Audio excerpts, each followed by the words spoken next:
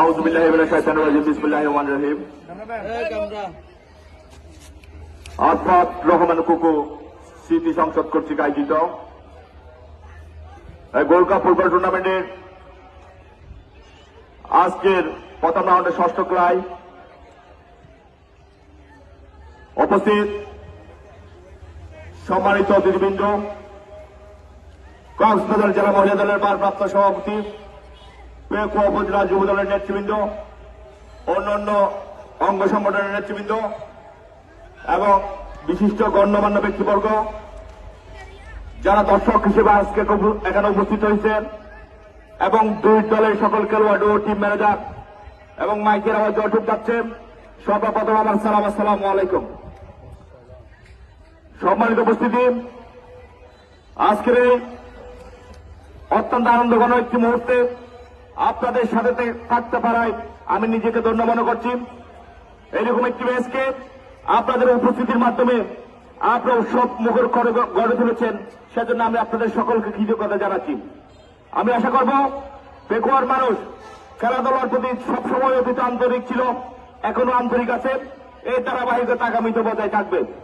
আপনারা জানেন আমাদের এই বাংলাদেশের অভিসংবাদিত নেতা, আমাদের এই পেকুয়ার রত্ন জনাব আলহাজ সালাউদ্দিন আহমেদ সাহেব, উনি এই শহীদ জিয়া রহমান পুরীয় কলেজ মাঠ প্রতিষ্ঠা করেছিলেন এলাকার মানুষ যাতে, এলাকার ছাত্রছাত্রী এবং তরুণ সমাজ যাতে খেলাধুলা নিয়ে নিজের সামনের দিকে এগিয়ে নিয়ে যেতে পারে।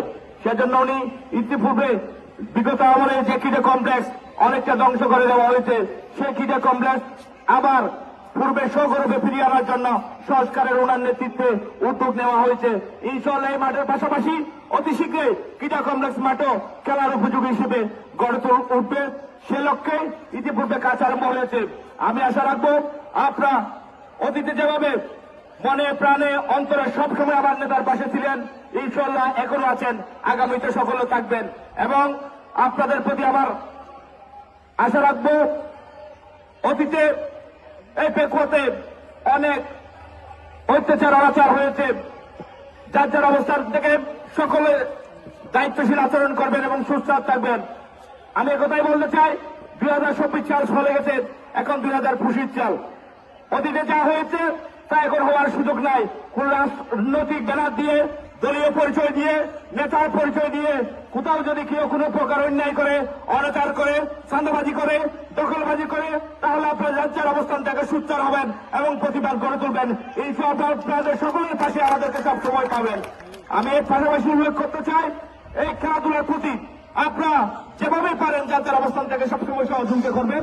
ইনশাআল্লাহ এই টুর্নামেন্ট একটু ঐতিহাসিক টুর্নামেন্ট হিসেবে আয়োজক কমিটি সকলের মাঝে দৃষ্টান্ত স্থাপন করবে এবং সকল টুর্নামেন্টের সমাপ্তি কামনা করে আমার সংক্ষিপ্ত বক্তব্য এখানে শেষ করছি। আসসালামু আলাইকুম।